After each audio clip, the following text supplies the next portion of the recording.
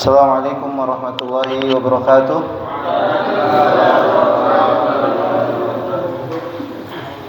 Alhamdulillah wassalatu wassalamu ala Rasulillah wa ala alihi wa ashabihi wa man tabi'ahum bi ihsanin ila yaumil qiyamah, amma ba'd.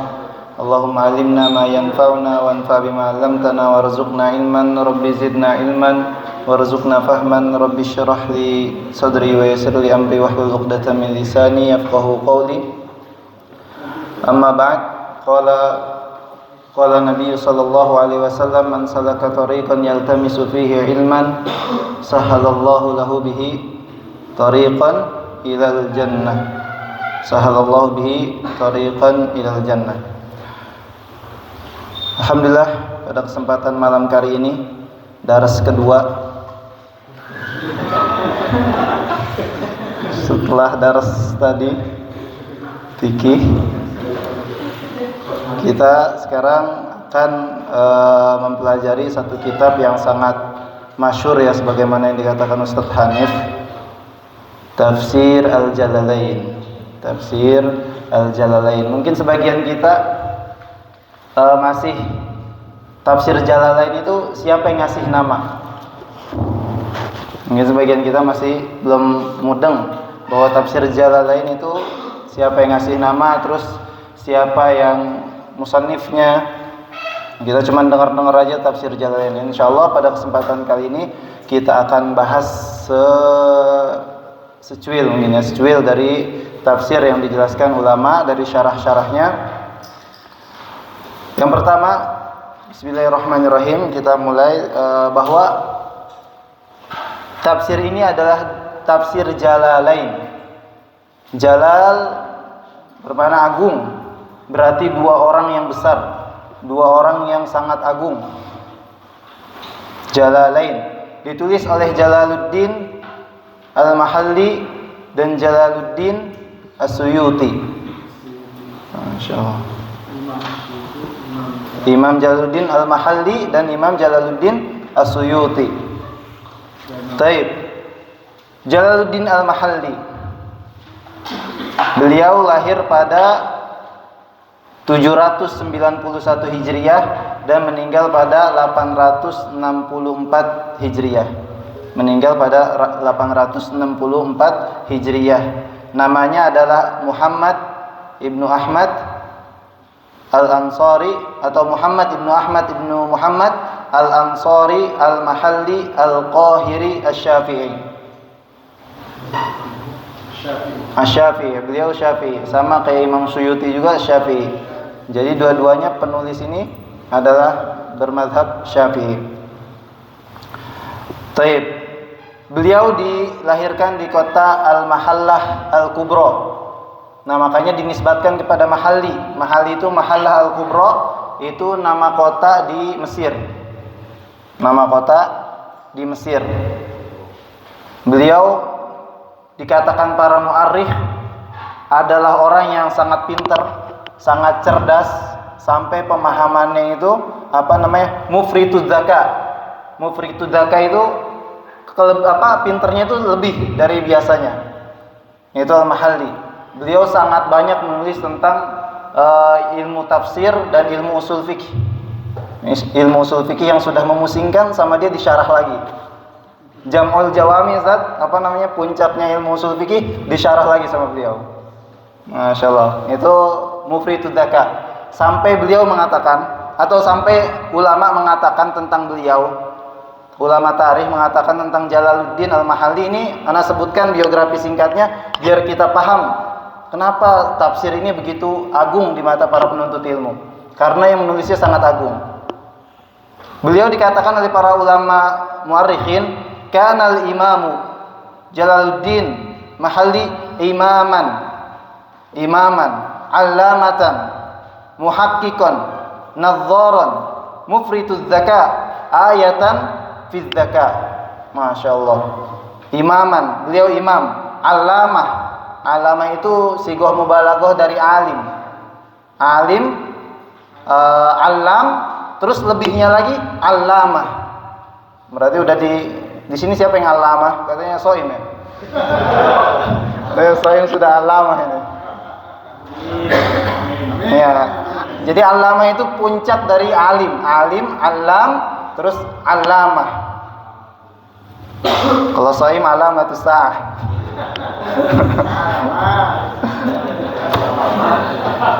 Baik, terus dikatakan muhakkikon. Muhakkik itu muhakkik mazhab usul fikih, muhakkik fikih juga, nadzaran, dan beliau suka mutalaah, suka meneliti, dan dikatakan oleh para muarrikh itu kan orang-orang yang pintar, dikatakan sama ulama mufrituz zaka, pinternya itu luar biasa, dan ayatan fi zaka wal faham, dan salah satu tanda kebesaran Allah dalam kecerdasan dan pemahaman. Ayat fi zaka wal faham, salah satu tanda-tanda kebesaran Allah dalam pemahaman dan kecerdasannya. Saking masya Allahnya, sampai beliau sendiri mentazkiyah dirinya, sampai beliau sendiri mengatakan tentang dirinya, kana yaqulu an nafsihi inna fahmi la yaqbalul khata. Inna fahmi la yaqbalul khata, sungguhnya pemahamanku itu enggak nerima kesalahan, pahamku pasti benar. Mungkin ini kisahnya, ada kisahnya yang ketika beliau bukan tiba-tiba lagi duduk gini tiba-tiba ngomong kayak gitu, enggak, itu sombong kan. Mungkin ada kisahnya beliau di debat atau ada yang mendebat, lalu beliau mengatakan seperti itu untuk menunjukkan kemampuan beliau. Inna fahmi la yaqbalul khata, kata beliau seperti itu, sungguhnya pemahamanku itu tidak menerima salah. Dan beliau adalah seorang ulama yang lahir dari tangan ulama juga. Gurunya adalah Ibnu Hajar al-Asqalani, penulis Fathul Bari, yang menjadi syarah teragung Sahih Bukhari. Lalu beliau pun belajar sama Imam Bajuri. Imam Bajuri syarah apa? Kitab apa? Syarah kitab Bishuja, syarahnya itu Hasyiah Al-Baijuri. Nah, beliau belajar sama itu juga. Lalu yang terakhir yang sering dia belajar adalah sama Asy-Syams Al-Barmawi, atau namanya adalah Syamsuddin Abu Abdillah Muhammad Ibnu Daim. Nah, beliau sering belajar kepada Syams Al-Barmawi. Jadi guru yang besarnya ini ada 3. Itu dia Imam Jalaluddin Al-Mahalli. Berarti kenapa dinamakan Mahalli? Karena lahir di Mahallah Al-Kubra, di Mesir. Nah, itu yang pertama, penulis kitabnya. Lalu yang kedua, penulis kitabnya adalah Jalaluddin As-Suyuti Abdurrahman Ibnu Kamaluddin Abi Bakar bin Muhammad Al-Khudairi Al-Asyuti. Nah, namanya Abdurrahman bin Kamaluddin, dalam riwayat Al-Kamal. Nama bapaknya itu Al-Kamal, tapi dalam riwayat bukan namanya tapi kunyahnya atau lakopnya Kamaluddin Abi Bakar. Nah, nama bapaknya Abi Bakar bin Muhammad Al-Khudairi Al-Asyuti. Lahir pada 749 Hijriah dan meninggal pada 911 Hijriah. 911 Hijriah. Jadi Imam Suyuti ini merasakan zaman-zaman di mana kekhilafahan di Spanyol, Gurnutoh itu hancur. Nah, dan beliau juga merasakan dampak negatif dari runtuhnya khilafahan Baghdad. Nah, jadi beliau hidup di masa memang berat untuk para ulama. Imam Suyuti ini terlahir dari seorang ayah yang alim, Abi Bakar bin Muhammad Al-Khudairi Al-Asyuti. Nah, kenapa dinamakan Suyuti? Karena lahir dari kota Asyut. Itu salah satu nama kota di Mesir juga. Dia terlahir dari keluarga yang memiliki ilmu dan beragama, tadayyun. Jadi ayahnya itu salah seorang ulama besar. Jadi kalau ada permasalahan ke ayahnya. Kalau ada permasalahan sampai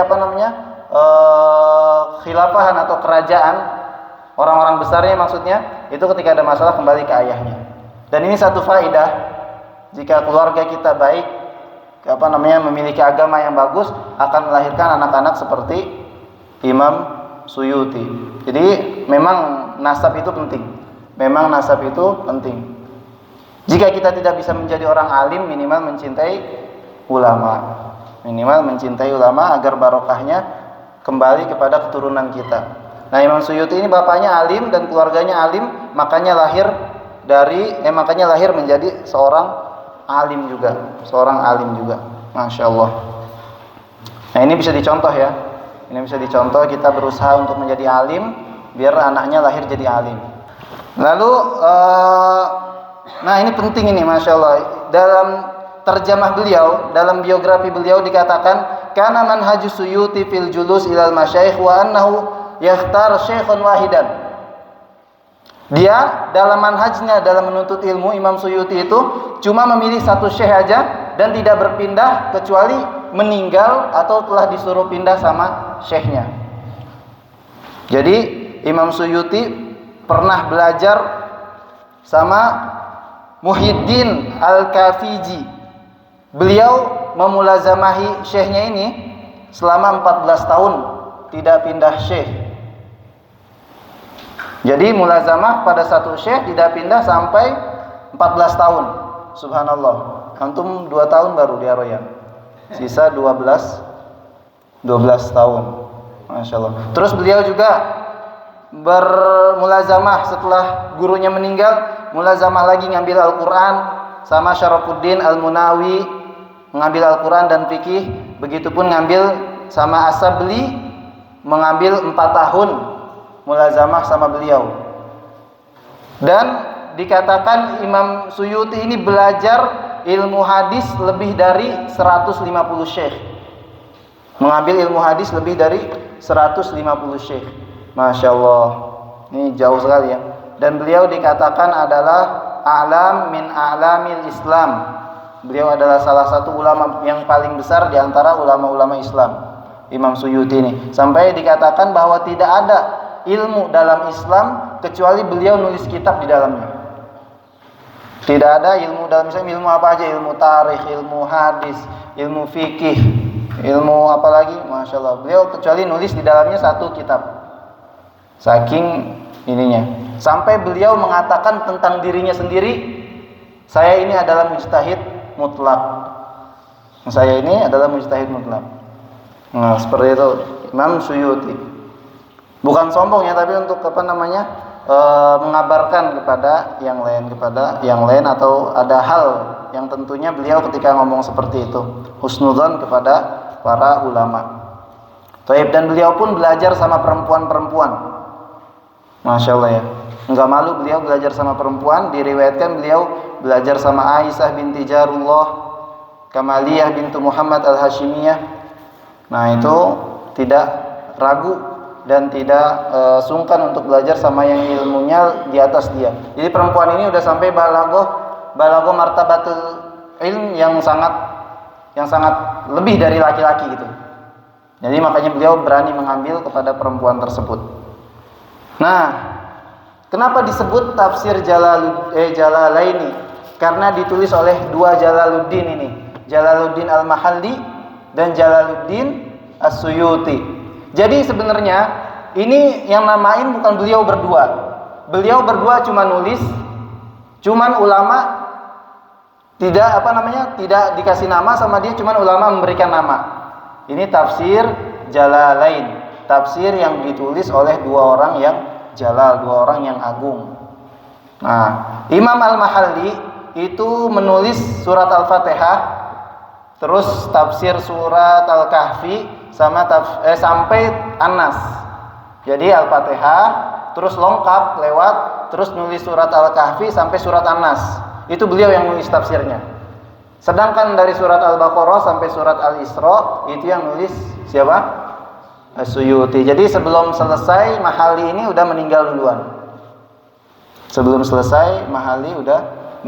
duluan. Nah, beliau nulis Al-Fatihah. Nah, yang kita akan pelajari ini berarti tafsir Mahalli ya. Tafsir Mahalli yang menulisnya. Jadi Al-Fatihah lengkap, terus Kahfi sampai An-Nas. Sedangkan Suyuti dari Al-Baqarah sampai Al-Isra. Baik. Dan Kita langsung masuk kepada tafsir Al-Fatihah ya. Tafsir Al-Fatihah, bismillahirrahmanirrahim. Sebelum kita masuk tafsir Al-Fatihah, ada pembahasan yang dibahas ulama. Biasanya sebelum bahas tafsir bismillahirrahmanirrahim itu tafsir a'udzubillahi minasyaitonirrajim dibahas dulu. Idza qara'tum Qur'an fasta'id billah. Jika kalian membaca Al-Qur'an itu maka beristi'adzahlah kepada Allah Subhanahu wa taala. Nah, kita bahas a'udzubillahi minasyaitonirrajim. A'udzu itu iltija. A'udzu itu artinya memohon perlindungan kepada Allah Subhanahu wa taala dari godaan-godaannya. A'udzubillah kepada Allah Subhanahu wa taala minasyaiton. Nah, syaiton. Syaiton itu diambil secara bahasa dari kata syatona atau artinya ba'uda. Dari kata syatona ba'uda yang berarti jauh. Jauh dari apa? Ulama mengatakan jauh dari rahmat Allah. Ba'idun an rahmatillah. Jadi syaitan kenapa dikatakan syaitan? Karena dia adalah jauh dari rahmat Allah dan ba'idun an ta'atillah. Jauh dari ketaatan kepada Allah. Nah, ini secara bahasa. Dan Ibnu Katsir mengatakan lebih luasnya lagi. Ini secara bahasa yang lebih luasnya lagi.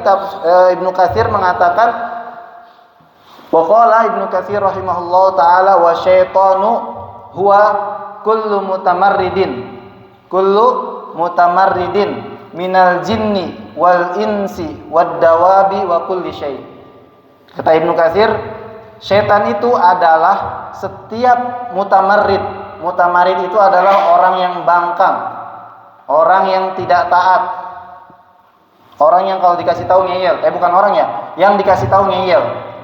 Jadi kullu mutamarridin minal jinni, dari jin, dari manusia, dari dawab. Dawab itu hewan tunggangan.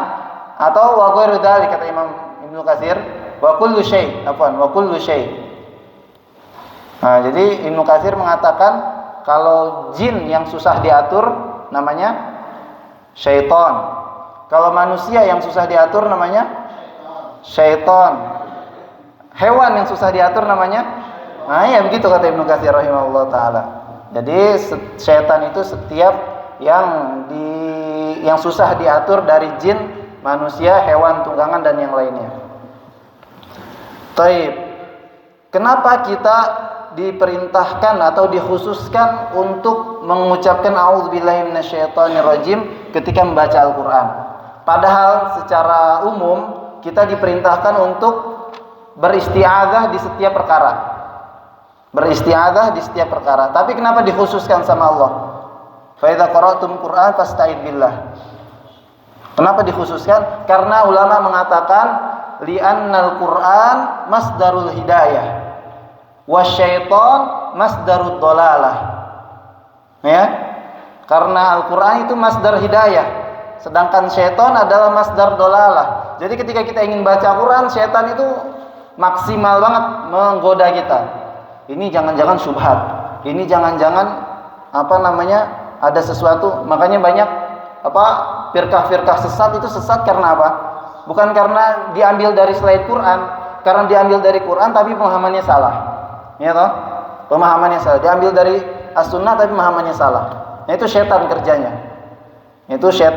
Makanya kenapa dikhususkan kita membaca a'udzubillahi minasyaitonirrajim ketika baca Al-Qur'an untuk menghindari itu. Li'annal Qur'an masdarul hidayah wasyaiton masdarud dolalah.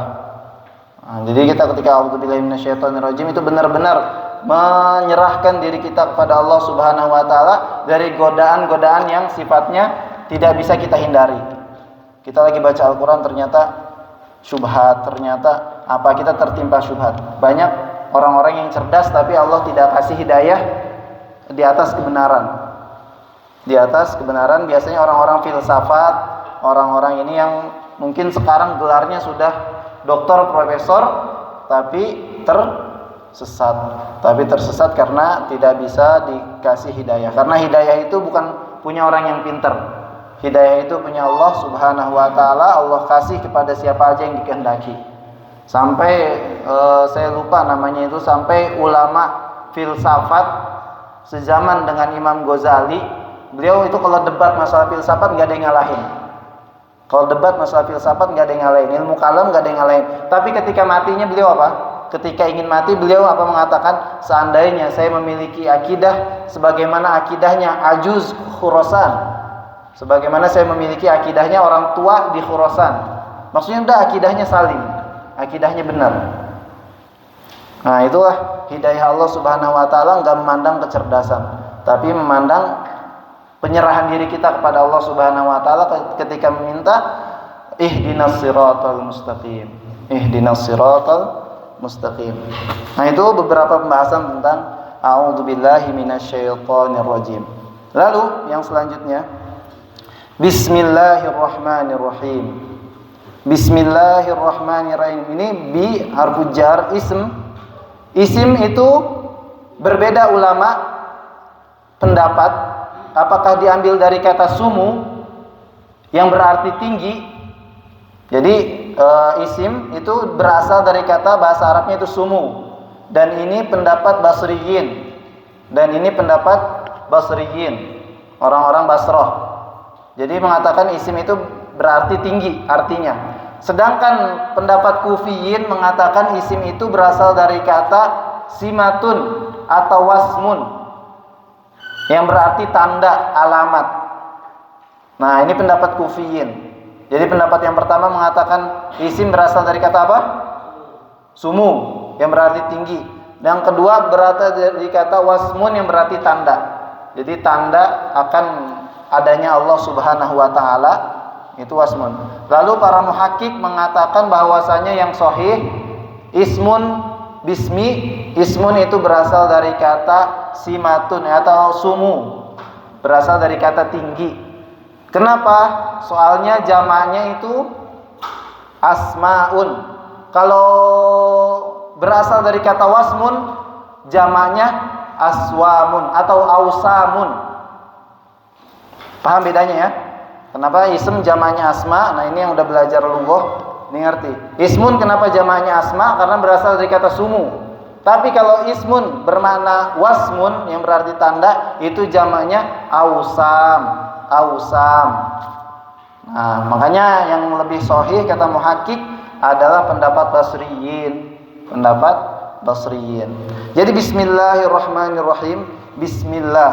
Allah Subhanahu wa taala, Allah a'zamu ismillahi subhanahu wa ta'ala. Allah a'zam ismillahi subhanahu wa ta'ala. Ada dua pendapat yang mengatakan, yang pertama adalah Allah, pendapat apa nama Allah yang paling agung, yang di dalam hadis yang jika kita berdoa dengan nama tersebut tidak akan ditolak. Pendapat yang pertama adalah Allah, mengatakan bahwa Allah itu adalah ism yang paling agung, Ismullahil A'zam. Sedangkan pendapat yang kedua adalah Hayyu Qayyum. Ya Hayyu, Ya Qayyum. Nah, itu pendapat yang kedua. Dan terserah mau pakai pendapat yang mana aja, kita berdoa, Ya Allah, Ya Rahman, Ya Rahim, Ya Hayyu, Ya Qayyum. Kata Allah, idza du'iya bihi la yurad. Jika berdoa dengannya, dengan nama Allah yang paling agung, tidak akan tertolak. Ismullah, menurut pendapat yang mengatakan Ismullah paling agung adalah karena Ismullah, nama Allah itu tidak pernah digunakan kepada selain Allah Subhanahu wa taala, dan tidak pernah dimusannakan, dan tidak pernah dibuat dua. Jadi nggak pernah ada Allahani atau dijamakkan, nggak pernah. Tapi misalkan Rahim bisa Rahimani, bisa Rahimuna, bisa dua Rahim, bisa tiga Rahim. Tapi kalau Allah tidak pernah sepanjang sejarah bahasa ada mengatakan Allahani, naudzubillah, ya, atau jamaknya tidak ada. Jadi Allah itu cuma satu lafaz. Makanya itu dalil orang-orang yang mengatakan bahwa Ismullahil A'zam Allah. Dan yang menguatkan juga bahwa nama Allah itu tidak pernah digunakan makhluk lain selain Allah Subhanahu wa taala. Enggak pernah ada yang berani. Kalau Aziz, Azizu Misr pernah di Al-Qur'an. Imratul Aziz kan Aziz. Terus Ar-Rahim. Ar-Rahim juga digunakan untuk Nabi Muhammad sallallahu alaihi wasallam, laqad ja'akum min anfusikum laqad ja'akum rasulun min anfusikum azizun 'alaihi ma anittum harisun 'alaikum bil mu'minina raufun rahim. Nah, jadi nama-nama Allah yang lain bisa digunakan untuk makhluk yang lain kecuali Allah Subhanahu wa taala. Allah Subhanahu wa taala itu tidak digunakan kecuali Allah Subhanahu wa taala. Ar-Rahmanir Rahim. Ar-Rahmanir Rahim ini nanti kita bahas pada ayat yang selanjutnya. Kita cocokkan pada tafsirnya. Qala al-musannif rahimahullah taala, alhamdulillah jumlatun khabariyatun qusida biha tsana 'ala Allah taala bimadmuniha 'ala annahu taala malikun li jami'il hamdi minal khalq. Jadi di sini jumlah khabariyah. Ini kita tafsirnya ilmiah apa gimana nih? Ilmiah ya. Jumlah khabariyah itu ma la yahtamilu sidqa wal kadzib. Apa yang tidak mencangkup kebohongan dan kejujuran. Nanti ini kalian pelajari di balaghah.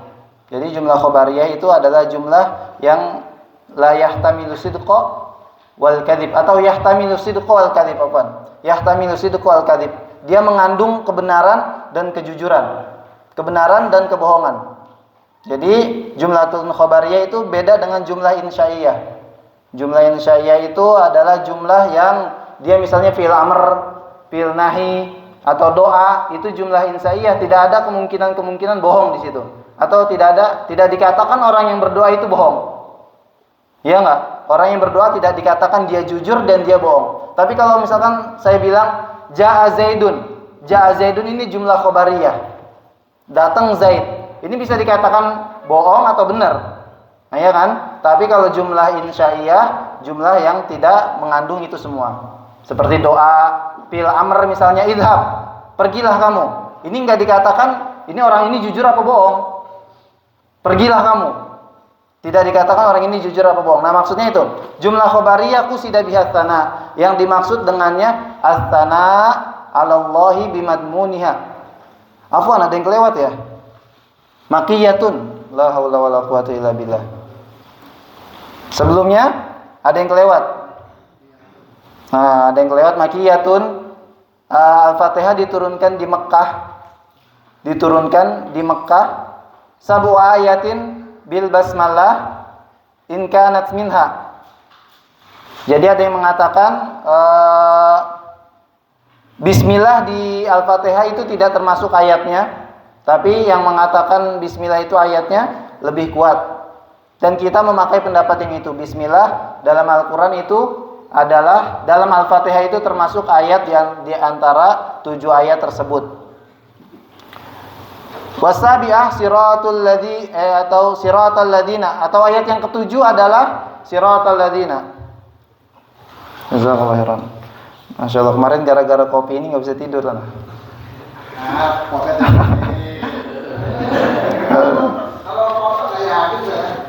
Serius. Emang apa lagi, Ustaz? Takut saya makan minum ini sekarang. Efek kopi. Baik, kita ulang ya. Surat Al-Fatihah diturunkan di Mekah. Nah, ini faidah ya ikhwah, faidah. Semenjak adanya diperintahkan sholat, itu adanya Al-Fatihah. Karena belum pernah diriwayatkan ada satu sholat pun yang tidak membaca Al-Fatihah. Jadi kapan diperintahkan sholat? Tahun berapa?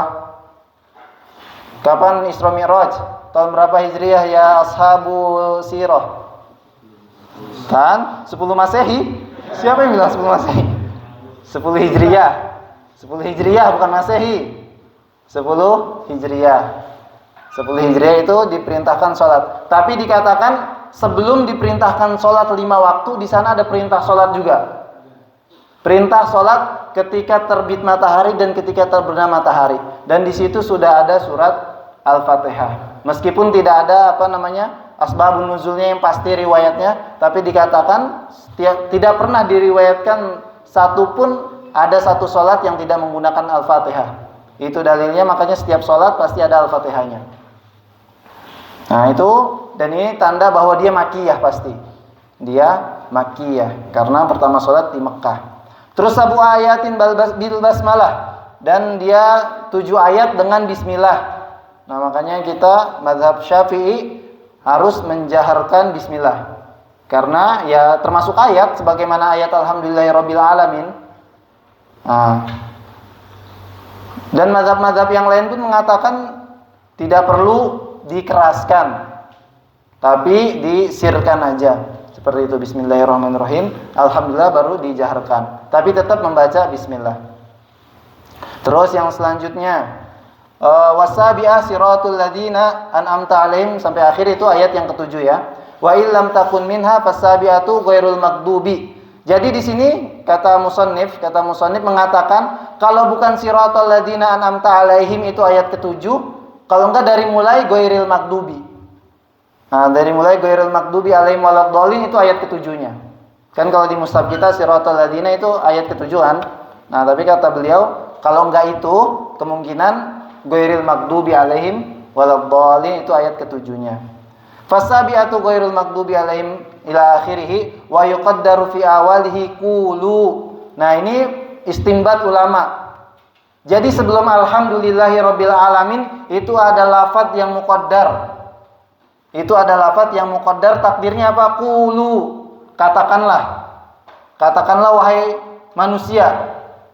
Jadi agar yang mengatakan segala puji bagi Allah Subhanahu wa taala, Ar-Rahmanir Rahim, Maliki Yaumiddin itu, terus iyyaka na'budu wa iyyaka nasta'in itu adalah hamba. Nah, untuk menguatkan bahwa yang mengatakan ayat ini adalah seorang hamba, gitu. Jadi takdirkan kata musannif qulu liyakuna ma qabla iyyaka na'budu munasiban li biqauniha maqulul ibad. Nah, ini untuk mencocokkan bahwa perkataan tersebut adalah maqulul ibad, perkataan seorang hamba, perkataan seorang hamba. Terus kita masuk ya, lanjut. Alhamdulillahirabbil alamin jumlatun khabariyatun qusida biha tsana'u 'ala Allah bimadmuniha ala annahu ta'ala malikun li jami'il hamdi minal khalqi. Bahwasanya Allah Subhanahu wa taala pemilik setiap pujian yang dilemparkan oleh makhluknya. Jadi setiap makhluk memuji itu pada hakikatnya adalah memuji Allah Subhanahu wa taala. Malikun li jami'il hamdi. Jadi misalkan ada yang memuji Masya Allah beliau saya dapat rezeki dari fulan misalnya. Pada hakikatnya dia sedang memuji Allah Subhanahu wa taala, karena sebenarnya setiap pujian, kata ini, setiap pujian adalah berasal dari Allah Subhanahu wa taala. Setiap pujian itu tertuju kepada Allah Subhanahu wa taala. Setiap pujian dari makhluknya minal khalqi. Au mustahiqqun lian yahmaduhu, atau Allah Subhanahu wa taala adalah yang berhak untuk dipuji. Ada Allah yang berhak untuk dipuji. Wallahu alamun 'alal ma'budi bihaqqin, dan Allah Subhanahu wa taala alamun 'alal ma'budi bihaqqin. Adalah alam itu apa? Alam itu adalah tanda ya. Alam 'alal ma'budi, tanda atas ma'bud yang diibadahi, bihaqqin, dengan sebenar-benarnya. Kenapa seperti itu? Karena di sana ada ma'bud bi ghairi haqqin. Karena di sana ada sesuatu yang disembah yang tidak hak. Seperti Isa bin Maryam. Itu ma'bud juga kan? Yang diibadahi juga, tapi bi ghairi haq. Di sana juga ada Uzair ibnullah, Uzair. Dia juga disembah sama Yahudi. Bi ghairi haqqin, itu ma'bud bi ghairi haqqin. Makanya di sini musannif mengatakan alamun 'alal ma'budi bi haqqin, untuk menunjukkan bahwa Allah Subhanahu wa taala satu-satunya yang disembah dengan benar, berhak disembah dengan benar. Rabbil alamin, malikun, maliku jami'il khalqi, pemilik setiap makhluk. Rabba yurabbi, Rabba yurabbi itu artinya mentarbiyah dia dari kecil, dari tidak bisa apa-apa sampai kamalul qudrah. Itu Rabba yurabbi, sampai benar-benar kita sempurna. Itu namanya robba. Makanya kita hewan dikatakan, penternaknya itu dikatakan robul gonam. Yang merawat dia dari kecil sampai dia besar cocok untuk disembelih. Nah, itu Rabbul Ghanam. Nah, Allah Subhanahu wa taala yang merawat kita dengan sempurna dari kecil sampai besar sampai dewasa, tidak pernah lalai rezekinya, selalu ada rezekinya sampai kita mati. Nah, itu makanya dinamain Rabbil Alamin, ay malikun jami'il khalq minal insi wal jinni wal malaikati wad dawab wa ghairihim. Jadi Allah lah pemilik setiap makhluk tersebut. Wa kullu minha yutlaqu alaihi alamun. Nah, ini faedah lughah. Faedah lughah bahwasanya setiap kullu ma siwallah huwal alam. Setiap yang selain Allah itu dinamakan alam. Nah, kata musannif tuh, wa kullu minha, maksudnya minhanya kembali ke mana? Ins, jins, malaikah, wad dawab wa ghairihim, itu yutlaqu alaihi alam. Yutlaqu alaihi alam. Wa yuqalu alamul insi wa alamul jins ila ghairi dzalik. Gulliba fi jam'ihi bil ya'i wan nun aula. Nah, jadi di sini katanya alamin, ulama mengatakan itu kalau alam itu semesta. Kalau alam itu artinya semesta. Tapi kalau alamin ditambahin ya sama nun, itu artinya lebih merinci kata ulama. Itu artinya yang memiliki akal. Makhluk-makhluk yang memiliki akal dari jin dan manusia. Dari jin dan manusia. Masya Allah. Itu pengertian kali. Air. Jadi bismillah. Kita ulangi bahwa alam secara bahasa itu artinya semesta alam. Semesta alam. Tapi kalau udah alamin itu berarti ada yang mengatakan bahwa itu khos likulli akil. Likulli akil. Setiap yang memiliki akal dari jin dan manusia itu makanya disebut diitlaqkan al-alamina. Ar-Rahmanir Rahim. Ya, sebelumnya al-alamu ala ghairihim wa huwa minal alamah atau minal alamah lianna alamatun ala mujidihi. Nah, di sini musannif mengatakan Rabbil Alamin. Rabbil Alamin kenapa dinamakan alam? Kenapa dinamakan alam? Karena dia diambil dari kata alam. Diambil dari kata alam yang berarti tanda. Tanda dari apa? Tanda dari adanya pencipta. Tanda li'annahu alamatun ala mujidihi. Li'annahu alamatun ala mujidihi. Karena dia itu adalah tanda dari yang mengadakannya. Tanda dari yang mengadakannya yaitu Allah Subhanahu wa taala. Lalu yang selanjutnya ayat kedua. Ayat kedua Ar-Rahmanir Rahim. Nah, ayat ini Masya Allah, ayat yang sangat agung. Musannif mengatakan ai dzirrahmah wa hiya iradatul khairi li ahlihi. Wa hiya iradatul khairi li ahlihi, yaitu menginginkan kebaikan untuk pemiliknya.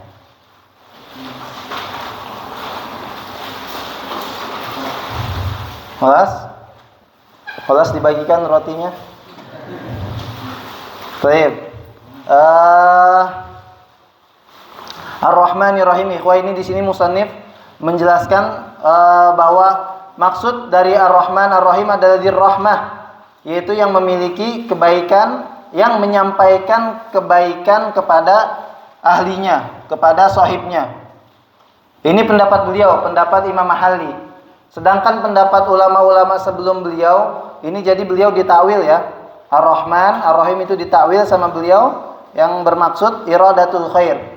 Jadi rahmah itu secara bahasa adalah rikun fil qalb, kelembutan dalam hati, yuridu bil ihsan ila ghair, yang dengannya diinginkan atau mutadamminun minhu iradatul khair ila ghairihi, yang mencangkup di dalamnya itu keinginan kebaikan kepada yang lainnya.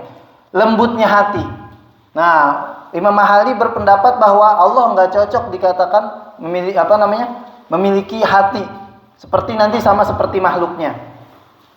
Makanya beliau berpendapat bahwa di situ iradatul khair li ahli. Nah, ini pembahasan masalah akidah. Tapi pendapat-pendapat sebelum Imam Mahali atau sebelum Imam Suyuti itu mengatakan bahwa Ar-Rahim adalah Ar-Rahman, Ar-Rahim itu adalah nama Allah yang Allah tetapkan untuk dirinya sendiri dan kita tidak tahu bagaimana pada hakikatnya. Ya. Allah menetapkan untuk dirinya sendiri nama Rahmah dan sifat rahmahnya itu kayak gimana, kaifiyahnya itu kayak gimana, itu kata ulama sebelum beliau mengatakan kita tidak mengetahui hakikatnya, kita tidak mengetahui kaifiyatnya. Nah, lalu di sini Ar-Rahmanir Rahim, yang Maha Pengasih lagi Maha Penyayang. Ziyadatul bina, ziyadatu dalalah. Setiap ditambahkan bina bangunannya, maka ditambahkan maknanya. Ar-Rahman, ada berapa huruf Ar-Rahman?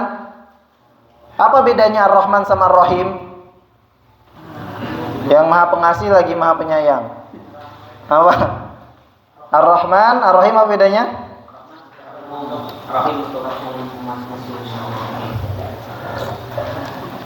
Jadi ulama mengatakan Ar-Rahim itu khas lil mu'minin. Itu Ar-Rahim sifat Allah yang khusus untuk orang-orang mukmin. Sedangkan Ar-Rahman itu sifat Allah yang khusus yang umum kepada yang mukmin dan yang kafir. Jadi Allah menamai dirinya Ar-Rahman, Ar-Rahim. Ar-Rahim khusus untuk orang mukmin, Ar-Rahman itu lebih umum kepada orang kafir dan orang muslim. Jadi kalau Allah cuma sayangnya sama orang muslim aja, orang mukmin aja, orang kafir tidak ada yang sukses. Cina itu nggak bisa bangkit ya. Ya, tapi bukan seperti itu. Itu dunia tidak sebanding sayap nyamuk di sisi Allah Subhanahu wa taala. Nah, kaidahnya gimana? Kaidahnya dalam bahasa Arab ziyadatul bina, ziyadatul makna. Setiap ditambahkannya huruf dalam bahasa Arab pasti ada tambahan makna. Ro, ha, mim, alif, nun, 5 huruf. Rahim 4 huruf. Ro, ha, ya, mim 4 huruf. Rahim berarti khusus, maknanya lebih kecil, lebih sempit dibandingkan Rahman. Ya, Rahim untuk mukmin aja, sedangkan Rahman untuk seluruhnya. Seperti itu ya. Itu dalam bahasa Arab itu enggak setiap huruf, enggak setiap lafaz, enggak setiap mufradat itu memiliki makna yang sama. Terus di sini juga sifat Allah Ar-Rahman Ar-Rahim yang kita mungkin sering terasa lupa ya. Sifat Allah yang Maha Pengasih lagi Maha Penyayang. Nah, di sini Ana ingin membahas sedikit tentang sifat Allah Ar-Rahman Ar-Rahim, Ar-Rahmah yang itu menjadi nama kedua dan ketiga. Kenapa Allah jadikan itu nama kedua dan ketiga dari asmanya yang husna? Sifat Allah Ar-Rahman Ar-Rahim ini sangat menyentuh bagi para ulama ya, bagi para ulama, dan dia tidak akan merasa gelisah, tidak akan merasa gundah karena cobaan yang menimpa beliau, karena tahu sifat Allah itu Ar-Rahman Ar-Rahim. Karena tahu sifat Allah itu Maha Pengasih lagi Maha Penyayang. Ibu kita aja ketika melihat kita dalam masalah, dia ikut gelisah. Ketika ibu kita melihat kita dalam keadaan sedih, dia ikut sedih. Lalu gimana dengan Allah Subhanahu wa taala? Allah Subhanahu wa taala itu lebih rahmah dibandingkan ibu kita. Lebih rahmah dibandingkan bapak kita. Jadi bagaimana mungkin kita gundah gulana, sedih berkepanjangan karena masalah-masalah yang sepele? Dalam hadis yang disampaikan oleh para sahabat Nabi yang sering ana ulangin dalam kelas, dalam hadis yang masyhur ya, yang tentang Nabi Shallallahu Alaihi Wasallam ketika berkumpul para sahabatnya dengan para sahabatnya, lalu mengatakan lalu di belakang beliau atau tampak di depan para sahabat dan Rasulullah itu seorang perempuan yang mencari anaknya, mencari dengan gelisah, wajah yang sangat cemas, mencari anaknya. Lalu dari kejauhan anaknya muncul. Dari kejauhan anaknya muncul, lalu si ibu pun lari mengejarnya, anak itu pun lari mengejarnya. Lalu akhirnya mereka pun berpelukan, si ibu nangis, lalu dipeluk dengan seerat-eratnya. Lalu Nabi ingin ngasih pelajaran kepada kita, kepada para sahabat dari dari momen ini. Kata Nabi sallallahu alaihi wasallam, kata Nabi sallallahu alaihi wasallam, "Atarawna annaha mulqiyatan waladaha finnar?" Apakah kalian kira bahwa ibu ini akan melemparkan anaknya ke dalam api? Kata para sahabat, "La ya Rasulullah." Ibu ini tidak akan mau melemparkan anaknya ke dalam api. Bahkan jika bisa, dia aja yang dilempar, jangan anaknya. Iya toh? Kalau bisa dia aja yang dilempar, jangan anaknya ke dalam api. Lalu kata Rasulullah sallallahu alaihi wasallam ngasih hikmah kepada kita, kepada umatnya, "Innallaha arhamu bikum min hadhil imra'ah liwaladiha." Innallaha arhamu bikum min hadhil imra'ah liwaladiha. Sesungguhnya Allah Subhanahu wa taala jauh lebih sayang, lebih cinta, lebih rahim kepada kalian dibandingkan ibu ini terhadap anaknya. Masya Allah. Itu Allah kita, Tuhan kita yang maha pengasih lagi maha penyayang. Dan Allah Subhanahu wa taala pun dalam hadisnya dikatakan, ja'alallahu rahmata mi'ata juz'in. Sungguhnya Allah Subhanahu wa taala itu menciptakan 100 rahmah, atau membagi rahmah itu menjadi 100. Fa'amsaka indahu tis'atan wa tis'ina juz'an. Sesungguhnya Allah menyimpan untuknya atau di sisinya itu 99 rahmah. Dan diturunkan wa anzala fil ardi juz'an wahidan, dan diturunkan darinya itu 1 rahmat aja.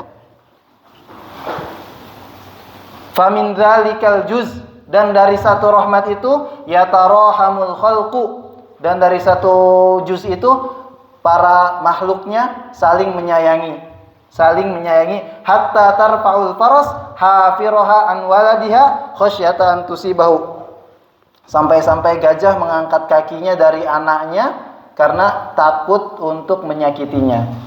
Dari Allah menciptakan 100 rahmah, 1 diturunin, 99 disimpan buat nanti di hari kiamat.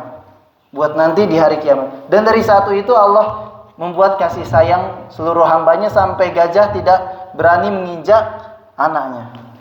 Dan singa tidak berani tidak memakan anaknya. Masya Allah. Itu dari 1 rahmah aja. Bagaimana dengan 99-nya nanti di akhirat? Semoga kita semua termasuk orang-orang yang dirahmati Allah Subhanahu wa taala. Amin ya rabbal alamin. Lalu sebagai penutup kalau lengkap 1 jam atau mau 2 jam juga? 1 jam cukup ya? 1 jam cukup. Insyaallah sedikit karena tazkiyah dan anak enggak kuat seperti beliau Ustaz Hari, Masya Allah. Anak enggak kuat sampai 2 jam. Tenggorokan anak masih kecil soalnya, belum terlatih. Oh.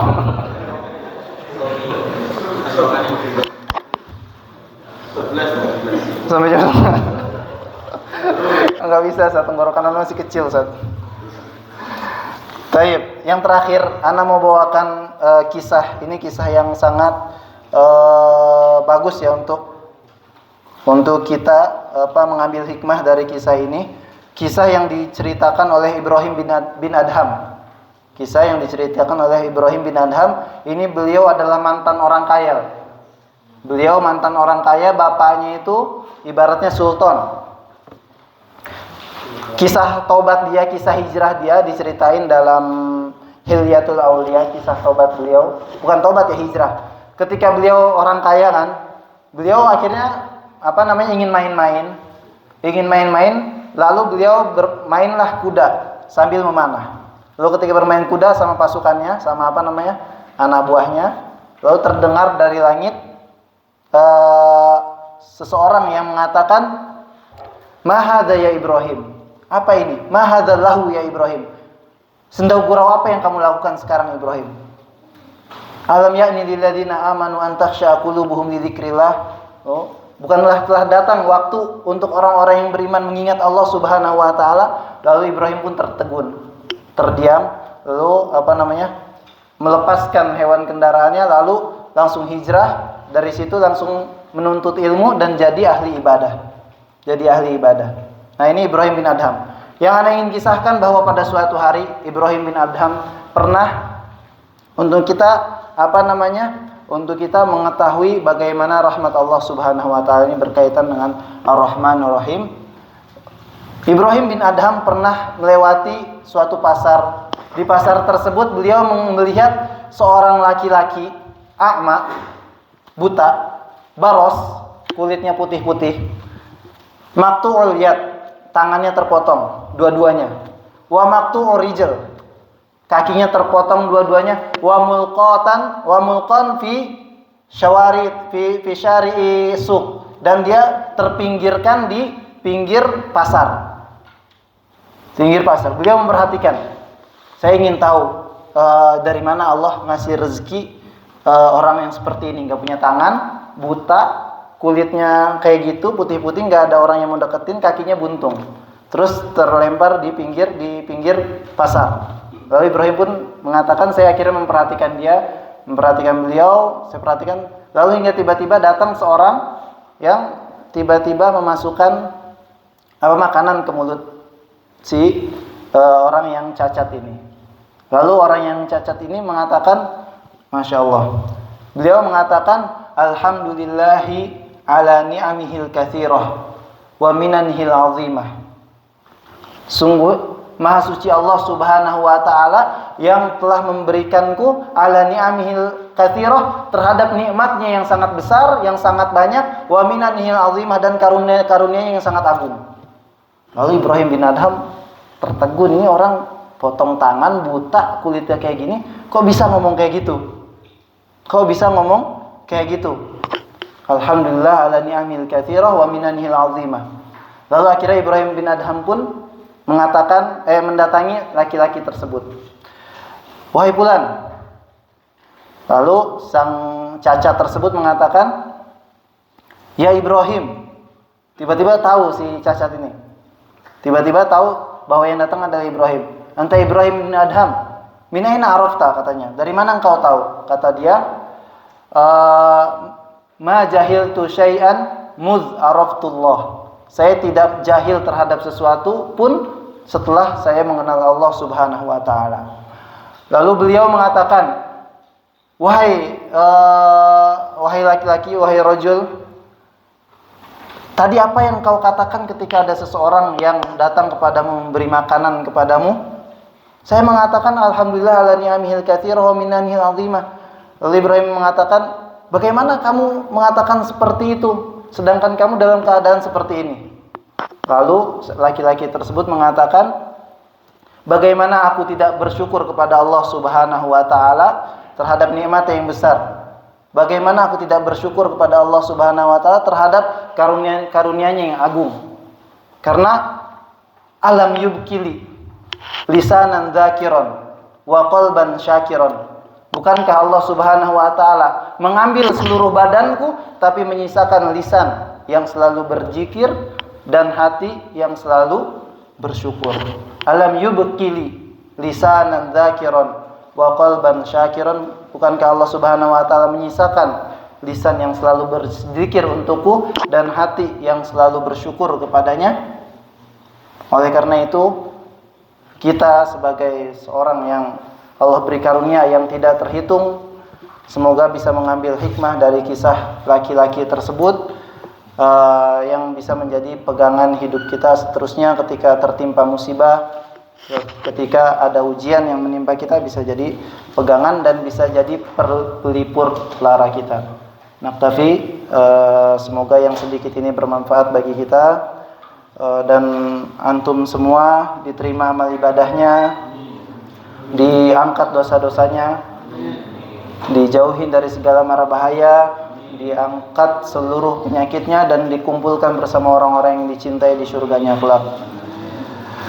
Rabbana atina fid dunya hasanah wa fil akhirati hasanah wa qina adzabannar. Subhanaka rabbil izzati amma yasifun wa salamun alal mursalin walhamdulillahi rabbil alamin.